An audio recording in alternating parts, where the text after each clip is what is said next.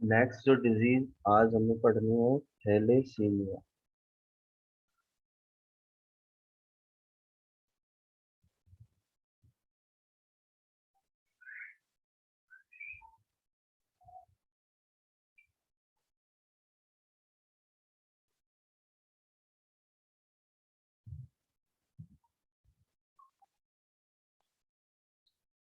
Thalassaemia disease में सबसे पहला तो ये जो बीमारी है, अलिंगीय गुणसूत्र से जुड़ा हुआ अप्रभावी लक्षण होता है। फर्स्ट इसका जो इम्पोर्टेंट पॉइंट है ये है, ये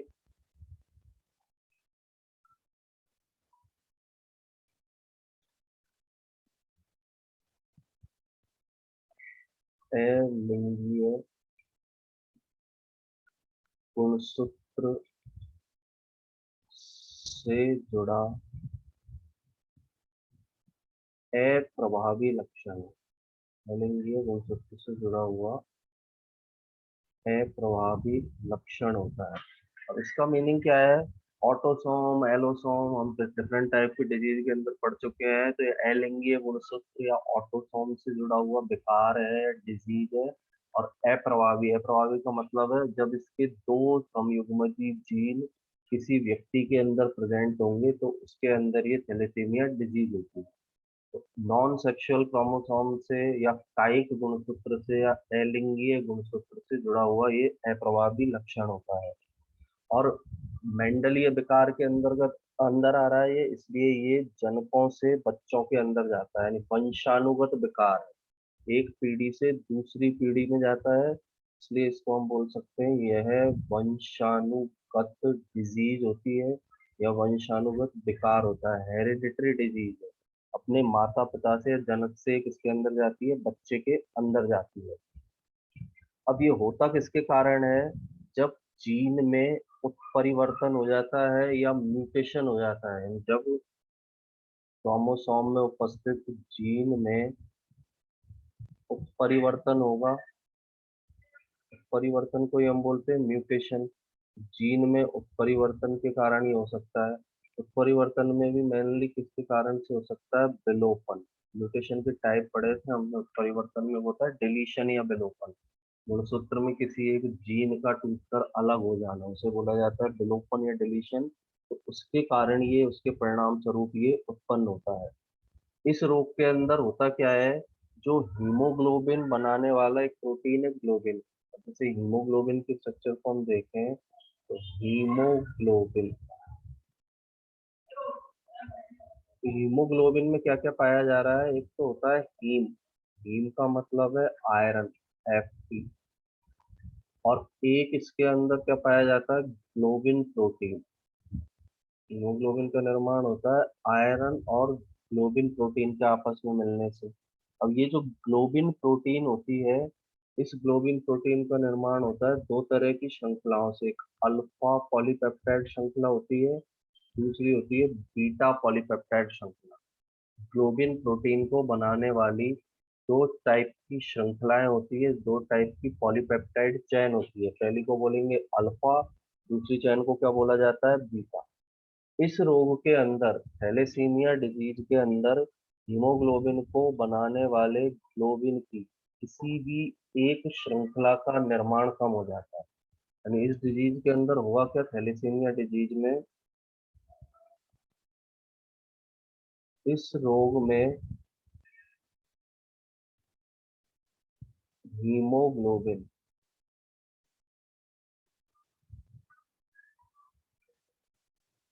को बनाने वाली, हीमोग्लोबिन को बनाने वाली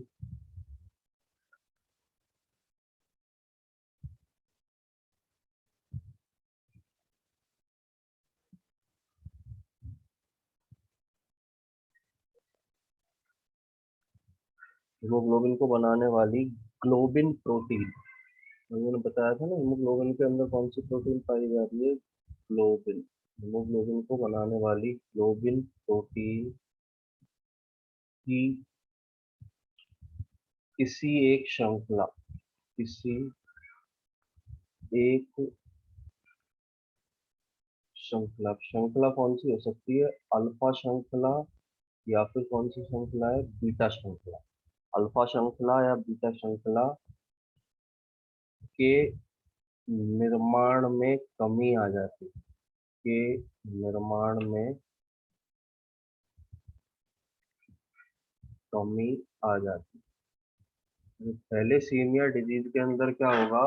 हीमोग्लोबिन को बनाने वाली प्रोटीन है ग्लोबिन, उस प्रोटीन का निर्माण होता है दो तरह की पॉलीपेप्टाइड श्रृंखलाओं से। ग्लोबिन एक प्रोटीन और प्रोटीन बने हुए होते हैं पॉलीपेप्टाइड से। तो यहाँ ग्लोबिन प्रोटीन को बनाने में दो पॉलीपेप्टाइड श्रृंखलाएं काम में आ रही है, एक अल्फा श्रृंखला अल्फा पॉलीपेप्टाइड और दूसरी है बीटा पॉलीपेप्टाइड। इस डिजीज में, जिस व्यक्ति में थैलेसीमिया डिजीज होगी, उसमें ग्लोबिन प्रोटीन की या तो अल्फा श्रृंखला के निर्माण में कमी आ जाएगी या फिर बीटा श्रृंखला के निर्माण में क्या आ जाती है? कमी आ जाती है। जब किसी व्यक्ति में ग्लोबिन प्रोटीन की कोई एक श्रृंखला नहीं बनेगी तो उस व्यक्ति के अंदर विकृत हीमोग्लोबिन बनेगा। नॉर्मली जो हीमोग्लोबिन है अपना,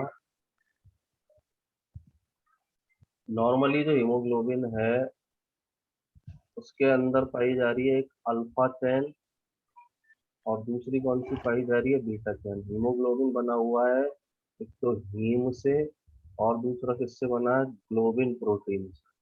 और ग्लोबिन जो प्रोटीन है, उस ग्लोबिन प्रोटीन के अंदर दो तरह की चैन है, अल्फा पॉलीपेप्टाइड चैन, अल्फा पॉलीपेप्टाइड चैन है, दूसरी है बीटा पॉलीपेप्टाइड चैन। प्रोटीन हमेशा पॉलीपेप्टाइड से बने होते हैं और यहाँ ग्लोबिन प्रोटीन में दो चेन पाई जा रही है, अल्फा या अल्फा और दूसरी है बीटा।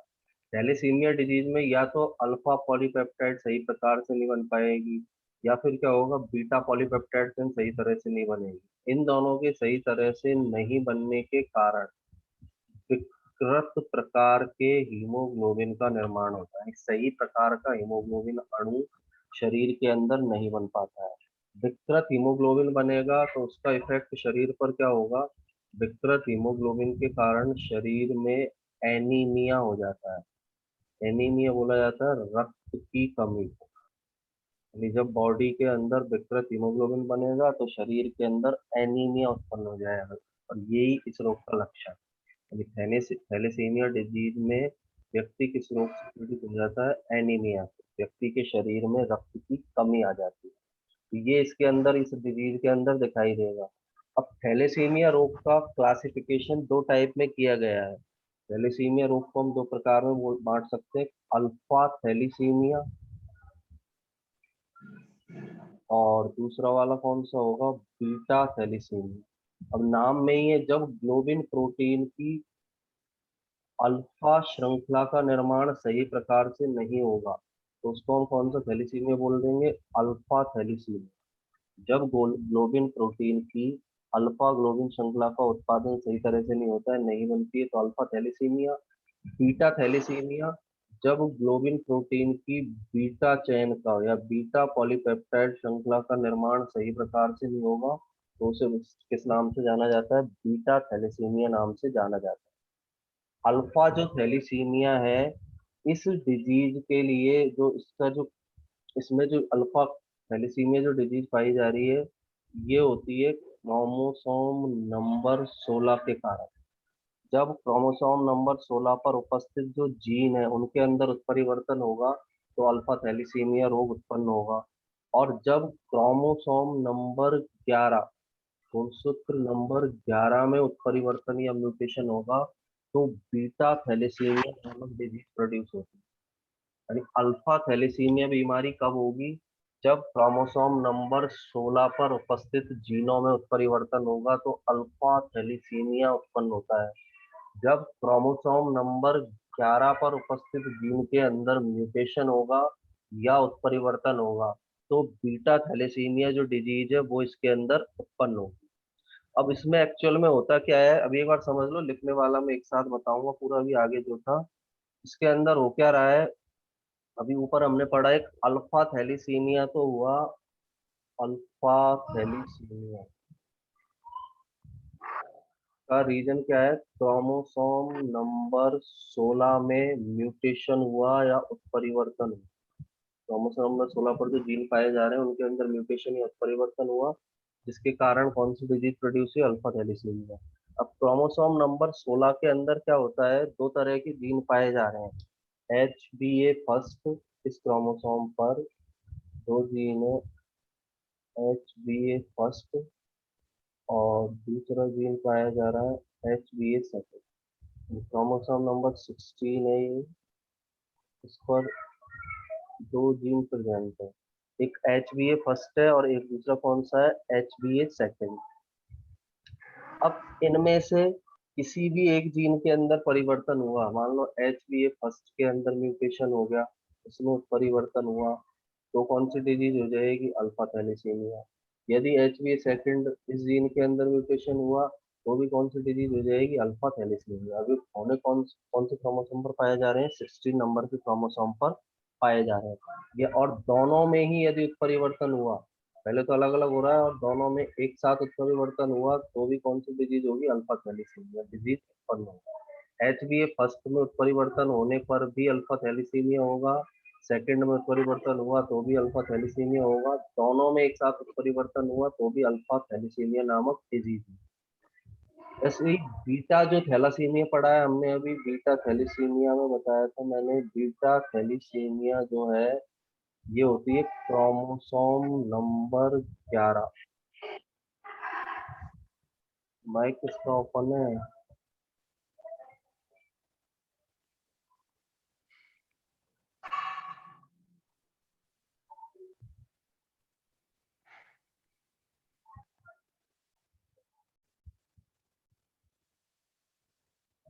तो बीटा जो थैलीसीमिया है उसके अंदर क्या होगा, क्रोमोसोम नंबर 11 जो है उस पर वही जीन पाए जाते। बीटा थैलीसीमिया, अल्फा थैलीसीमिया में दो जीन है, HBA फर्स्ट और HBA सेकंड।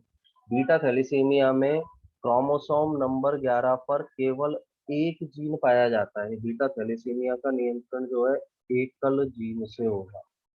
बीटा थैलीसीमिया में जीन की संख्या क्या होती है, केवल एक होगी, यहाँ दो थी।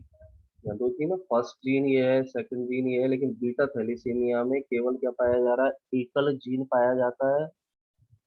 अब किसी व्यक्ति के अंदर मान लो अल्फा थैलीसीमिया में तो हुआ, HBA फर्स्ट के अंदर कमी आई, HBA सेकंड में कमी आई, इसके साथ साथ उसके अंदर 11वें नंबर के क्रोमोसोम पर जो ये जीन पाया जा रहा है इसके अंदर भी परिवर्तन हुआ, तो उसके अंदर ज्यादा मात्रा में एनीमिया मिलेगा।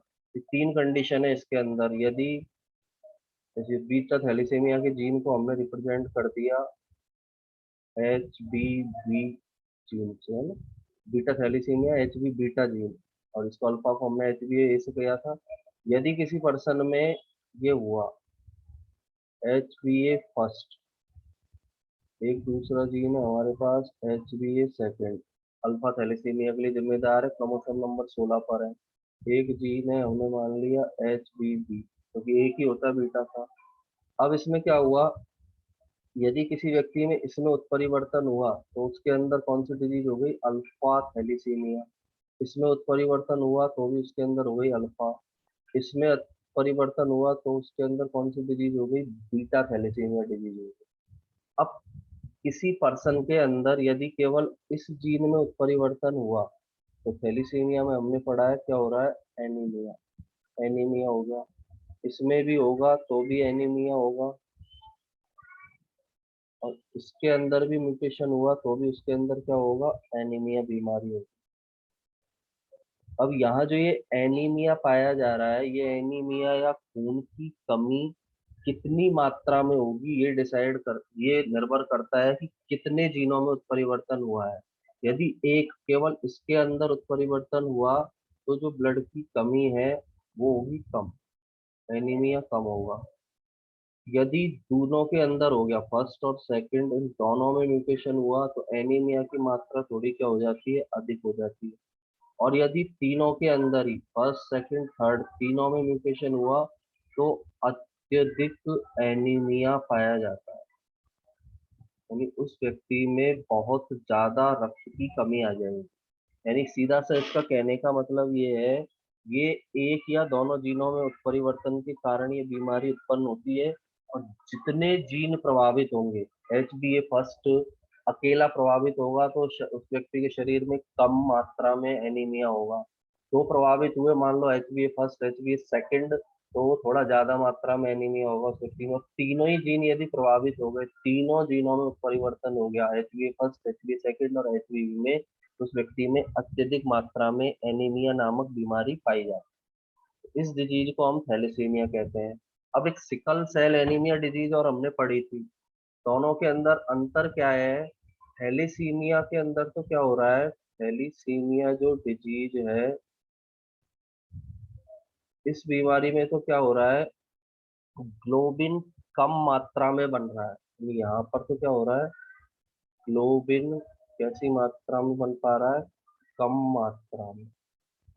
जबकि सिकल सेल एनीमिया जो बीमारी हमने पढ़ी थी, सिकल सेल एनीमिया जो डिजीज पढ़ी थी, उसके अंदर विकृत ग्लोबिन बनता है। उसके अंदर क्या होता है, विकृत ग्लोबिन का निर्माण होता है। विकृत ग्लोबिन निर्माण होता है। तो दोनों डिफरेंट है। एक तो सिकल सेल एनीमिया में तो हो रहा है विकृत हीमोग्लोबिन का, ग्लोबिन का निर्माण, जबकि थैलेसीमिया के अंदर ग्लोबिन कम मात्रा में बन रहा है। थैलेसीमिया एक प्रकार की परिमाणात्मक बीमारी है। थैलेसीमिया एक तरह की परिमाणात्मक बीमारी, परिमाणात्मक या और सिंपल बोले मात्रात्मक बीमारी है। मात्रात्मक यानी कम मात्रा में बन रहा है ना, ग्लोबिन कम मात्रा में बना, इसलिए एनीमिया हो गया, सही तरह से हीमोग्लोबिन नहीं बन पाया। जबकि सिकल सेल एनीमिया जो डिजीज है, वो एक प्रकार की गुणात्मक बीमारी है। सिकल सेल एनीमिया जो है वो डिजीज एक तरह की कैसी है, ये वाली जो है सिकल सेल एनीमिया, ये एक तरह की गुणात्मक, ये एक तरह की गुणात्मक बीमारी है, गुण के अंदर चेंज हो रहा है। और थैलेसीमिया एक प्रकार की कौन सी होती है, परिमाणात्मक बीमारी होती है। ये क्वालिटेटिव है, क्वालिटी होती है ना, क्वालिटेटिव डिजीज है, जबकि ये क्वांटिटिव डिजीज है।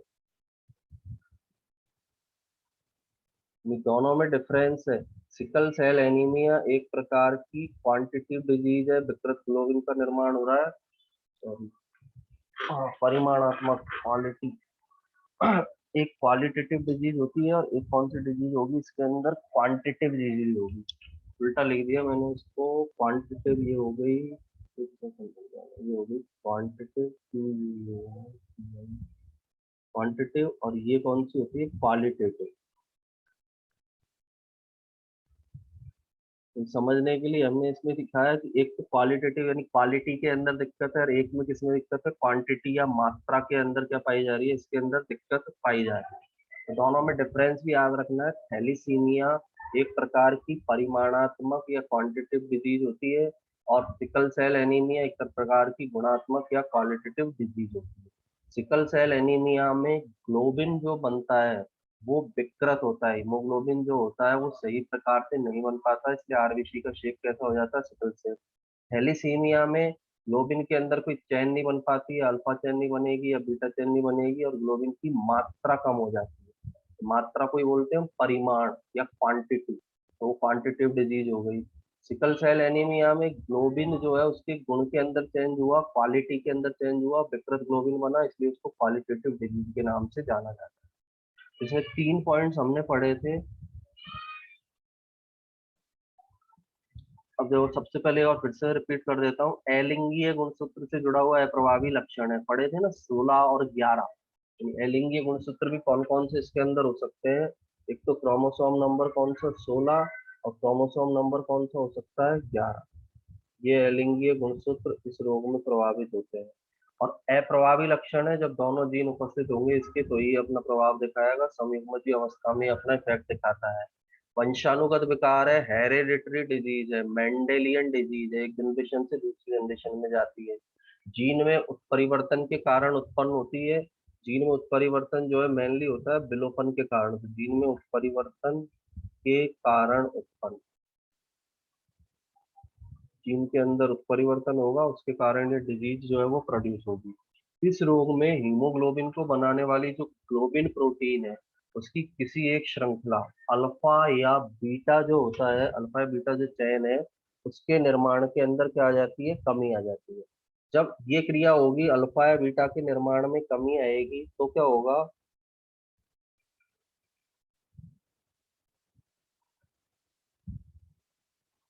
इसके कारण यानी अल्फा या बीटा चैन के निर्माण में कमी आई, इसके कारण विकृत हीमोग्लोबिन बनता है। इसके कारण विकृत हीमोग्लोबिन बनता है। जब दोनों चैन में से कोई एक चैन ढंग से नहीं बन पाएगी, तो सही तरह का हीमोग्लोबिन नहीं बनेगा, विकृत हीमोग्लोबिन का निर्माण होगा। विकृत हीमोग्लोबिन का निर्माण होगा तो एनीमिया हो जाता है। एनीमिया का मतलब होता है ब्लड की कमी होना। तो विकृत हीमोग्लोबिन बनेगा तो एनीमिया हो जाता है। ये इस डिजीज के अंदर होगा। हीमोग्लोबिन को बनाने वाली ग्लोबिन प्रोटीन की किसी एक चैन के निर्माण के अंदर कमी आएगी, जिसके कारण विकृत हीमोग्लोबिन बनेगा। विकृत हीमोग्लोबिन बनेगा तो उस पर्सन को क्या हो जाता है, एनीमिया। अब थैलेसीमिया को भी हम दो प्रकार के अंदर इसको डिवाइड कर सकते हैं। हम थैलेसीमिया को मेनली डिवाइड किया जा सकता है दो प्रकार में। ये जो थैलेसीमिया है, थैलीसीमिया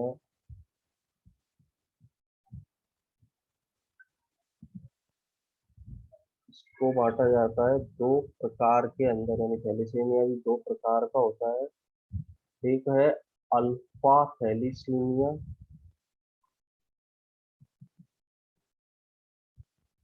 और दूसरा कौन सा होता है, बीटा थैलीसीमिया। एक अल्फा है और दूसरा कौन सा है, बीटा।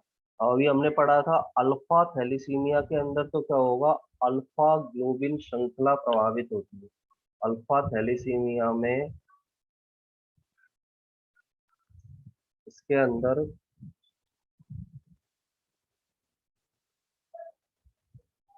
अल्फा ग्लोबिन श्रृंखला प्रभावित होगी। और बीटा थैलीसीमिया में क्या हो जाएगा, इसके अंदर कौन सी श्रृंखला प्रभावित होती है, बीटा ग्लोबिन श्रृंखला प्रभावित होती है। अल्फा के अंदर ग्लोबिन की अल्फा ग्लोबिन श्रृंखला प्रभावित होती है, जबकि बीटा के अंदर क्या होती है, बीटा ग्लोबिन श्रृंखला पर प्रभाव पड़ता है। यदि अल्फा पर पड़ रहा है तो अल्फा थैलीसीमिया, बीटा पर पड़ रहा है तो बीटा ग्लोबिन श्रृंखला, बीटा ग्लोबिन श्रृंखला पर पड़ रहा है तो बीटा थैलीसीमिया उसको बोला जाएगा। इसमें अल्फा थैलीसीमिया जो है वो किसके कारण होता है, गुणसूत्र नंबर 16 यानी क्रोमोसोम नंबर, गुणसूत्र संख्या 16 में उत्परिवर्तन के कारण। गुणसूत्र 16 में चेंज आएगा कुछ जीनों में, उसके कारण ही होगा। जबकि बीटा थैलीसीमिया जो है वो कौन से क्रोमोसोम में चेंज के कारण होगा, गुणसूत्र नंबर 11 में उत्परिवर्तन के कारण। तो अल्फा क्रोमोसोम नंबर 16 में उत्परिवर्तन के कारण होता है, बीटा थैलीसीमिया गुणसूत्र नंबर 11 में उत्परिवर्तन के कारण उत्पन्न होगा। गुणसूत्र नंबर जो 16 है उस पर इसको जनरल जो जीन पाए जाते हैं जो इसको कंट्रोल करेंगे, उन जीनों के नाम है HDA फर्स्ट व HDA सेकंड। दो जीन इसको कंट्रोल करते हैं, HDA फर्स्ट HDA सेकंड, 1 और 2 भी लिख सकते हैं इनको, है ना। इनके द्वारा नियंत्रित होगा। यानी ये जीन सही काम कर रहे हैं तो ये रोग नहीं होगा, यदि उत्परिवर्तन हो गया इन जीनों में तो ये रोग हो जाता है। जबकि गुणसूत्र नंबर 11 पर केवल एक जीन पाया जाता है, एकल जीन होता है बीटा थैलीसीमिया, एकल जीन द्वारा नियंत्रित। बीटा जो थैलीसीमिया है वो एकल जीन द्वारा नियंत्रित होगा। अब इसके एकल जीन को अपन रिप्रेजेंट कर सकते हैं HBB से। इसके एकल जीन को क्या बोलेंगे हम, HBB बोलेंगे। थैलीसीमिया के टाइप है, थैलेसीमिया को हम दो टाइप के अंदर डिवाइड कर सकते हैं, अल्फा और बीटा। अल्फा वाले में अल्फा ग्लोबिन श्रृंखला प्रभावित होगी, बीटा में जब एच पी ए सेकंड ये सही प्रकार से काम नहीं करेंगे फर्स्ट और सेकंड, तो अल्फा हो जाएगा। जब एच बी बी जीन के अंदर उत्परिवर्तन होगा तो बीटा थैलेसीमिया जो है।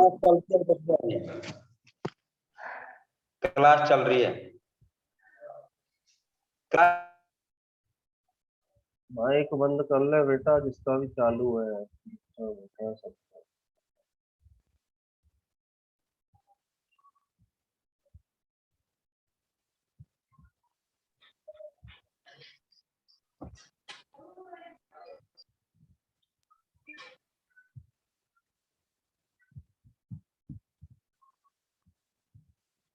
तो दोनों के अंदर डिफरेंस याद रखना है, कौन से क्रोमोसोम पर है, किसके कारण ये प्रोड्यूस हो रहा है। अब नेक्स्ट देखो क्या है, इसमें जितने अधिक जीन प्रभावित होंगे उतनी ही कम मात्रा में क्या बनेंगे, ये अल्फा ग्लोबिन या बीटा ग्लोबिन बनेंगे। भाई मान लो एच पी ए फर्स्ट प्रभावित हुआ, केवल एच पी फर्स्ट प्रभावित हुआ, कम मात्रा में जीन बन गया। दोनों ही प्रभावित हो गए, एच पी फर्स्ट और एच पी सेकंड, तो और ज्यादा कम मात्रा में क्या हो जाता है, जो ग्लोबिन श्रृंखला है उसका निर्माण प्रभावित हो जाएगा। यहाँ सिंगल जीन है तो यहाँ प्रभाव नहीं पड़ता, केवल एच बी भी है तो यहाँ केवल एक जीन प्रभावित होगा, बीटा जो है, बीटा थैलेसीमिया के अंदर। तो सिंपल से इसमें याद रखना, जितने अधिक जीन प्रभावित होंगे उतनी कम मात्रा में ग्लोबिन का इसके अंदर क्या होता है, फॉर्मेशन या फिर निर्माण होता है। अब दोनों के अंदर डिफरेंस, एक थैलेसीमिया और दूसरा कौन सा है, सिकल सेल एनीमिया। इन दोनों में डिफरेंस क्या होता है, एक डिजीज तो आज हमने पढ़ी है थैलीसीमिया, और दूसरी डिजीज जो पहले पढ़ी थी हमने सिकल सेल एनीमिया। तो थैलेसीमिया के अंदर तो क्या है, ग्लोबिन की कम मात्रा बनती है, थैलेसीमिया में ग्लोबिन कम मात्रा में बन पाता है, ग्लोबिन कम मात्रा में निर्मित होगा। इसलिए थैलेसीमिया को हम किस तरह की बीमारी कहते हैं, परिमाणात्मक, परिमाणात्मक विकार या रोग के नाम से इसको जाना जाता है।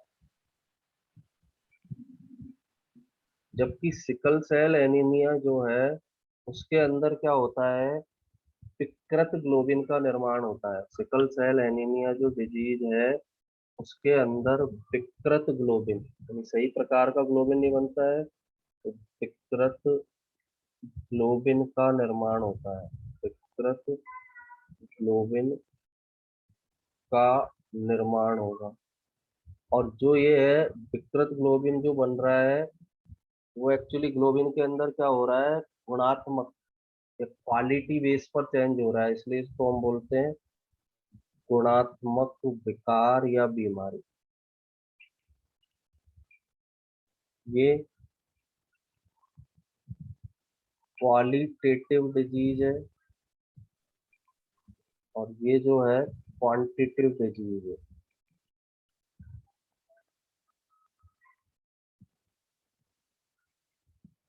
ये डिफरेंस भी इसके अंदर याद रखना है, यानी थैलेसीमिया में मात्रा के अंदर चेंज आ रहा है, इसलिए परिमाणात्मक विकार या क्वांटिटेटिव डिजीज के नाम से इसको जाना जाता है। सिकल सेल एनीमिया में ग्लोबिन की स्ट्रक्चर या गुण के अंदर चेंज आ रहा है, इसलिए उसे गुणात्मक विकार के नाम से उसे जाना जाता है।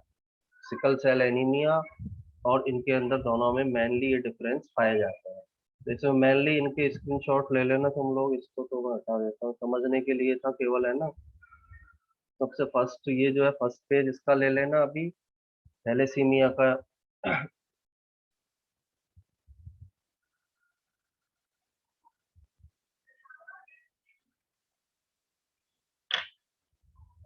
नेक्स्ट सेकंड नंबर छोड़ देना, समझने के लिए थर्ड छोड़ देना, और एक इसका ले लो।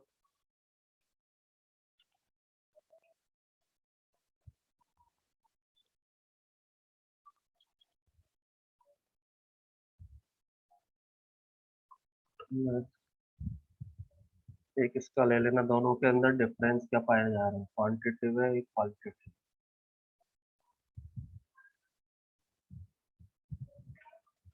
अब देखो ये डिजीज सारी खत्म है हमारी। जो विकार हमने पढ़े थे, दो तरह के विकार थे, एक मेंडलीय विकार, एक गुणसूत्रीय विकार। मेंडलीय विकार जो थे उसके अंदर पहले हमने पढ़े थे, हीमोफीलिया था, एक सिकल सेल एनीमिया था, फिनाइल कीटोन्यूरिया था। दो और विकार उसके अंदर यदि हम ऐड करें, एक वर्णांतता और एक कौन सा हो गया, थैलेसीमिया। गुणसूत्रीय विकार या क्रोमोसोमल जो डिसऑर्डर्स हमने पढ़े थे, उसके अंदर हमने पढ़ा था Turner syndrome, Klinefelter syndrome, down syndrome. तो ये क्या थे, क्रोमोसोम के अंदर होने वाले चेंजेस थे, और एक मेंडलीय विकार थे। तो विकार या डिजीज यहाँ पर कंप्लीट है। अब एक सहलग्नता के बारे में हमने पढ़ा था, लिंकेज। एक हेडिंग थी हमने में पढ़ी थी, सहलग्नता या लिंकेज। सर हाँ, सर एक बार वो डाउन सिंड्रोम और समझा दो। डाउन सिंड्रोम समझो, चल पहले अभी डाउन सिंड्रोम समझ लो। और सर वो क्वाली फाइटर सिंड्रोम। क्लाइनफेल्टर। हाँ हाँ चलो ठीक है चलो, है ना। पहला तो देखो तुम, डाउन सिंड्रोम क्या होता है। फर्स्ट हमारा डाउन सिंड्रोम। फर्स्ट तो इसके अंदर ये पॉइंट याद रखना है डाउन सिंड्रोम में, कि ये जो डाउन सिंड्रोम है ये गुणसूत्रीय विकार है। भाई डाउन सिंड्रोम जो है वो किसके अंदर आता है, गुणसूत्रीय से। अभी हमने पढ़े थे मेंडलीय विकार, लेकिन डाउन सिंड्रोम जो है वो एक तरह का कौन सा विकार होता है, गुणसूत्रीय। क्रोमोसोम से रिलेटेड डिजीज है, क्रोमोसोमल डिसऑर्डर है, तो इसको हम क्या बोलेंगे, गुणसूत्रीय विकार बोलेंगे। खोज करने वाला जो साइंटिस्ट था उसका नाम याद रखना है, जॉन लैंगडॉन डाउन। इस साइंटिस्ट ने इसकी क्या की थी, डिस्कवरी की थी। खोज करने वाला साइंटिस्ट ये है।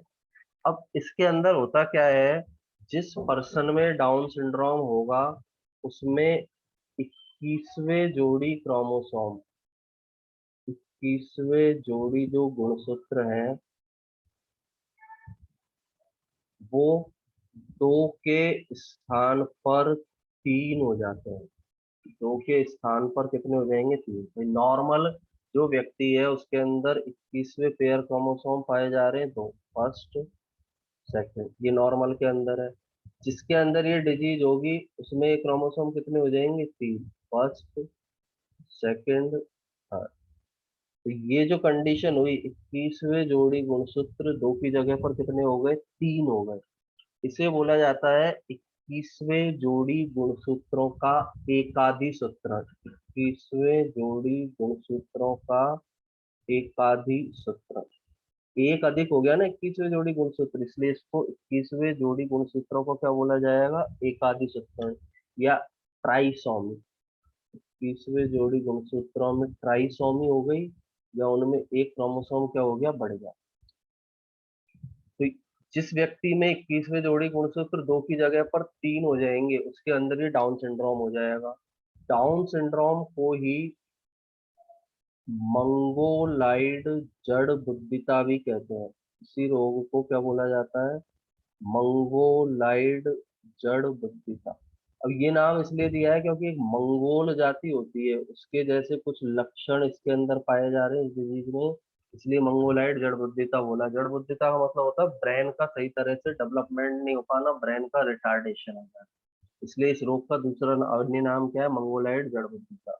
अब इसमें कैरेक्टर्स देखो क्या क्या दिखेंगे। जिसमें डाउन सिंड्रोम होगा उसमें पहला कैरेक्टर, इस तरह के जो व्यक्ति होंगे मंद बुद्धि होते हैं, यानी उनके ब्रेन का सही तरह से क्या नहीं हो पाता है, डेवलपमेंट नहीं हो पाएगा, ब्रेन सही तरह से डेवलप नहीं होगा।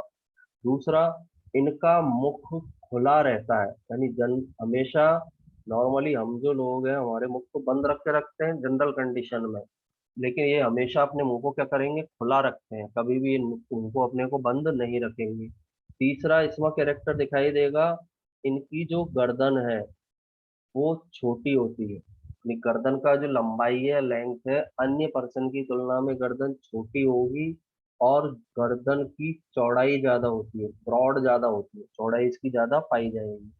फोर्थ कैरेक्टर, इनके दांत असामान्य होते हैं। दांत असामान्य का मतलब है कोई दांत का साइज छोटा होगा, कोई दांत का साइज बड़ा होगा, कोई दांत ज्यादा चौड़ा होगा, कोई दांत सकरा होगा, इस तरह के दांत इनके अंदर पाए जाएंगे। नेक्स्ट कैरेक्टर इनके अंदर पाया जाएगा, फिफ्थ कैरेक्टर, इनके हाथ पैर भी छोटे और मोटे होते हैं। हाथ व पैर छोटे होते हैं और मोटे होते हैं।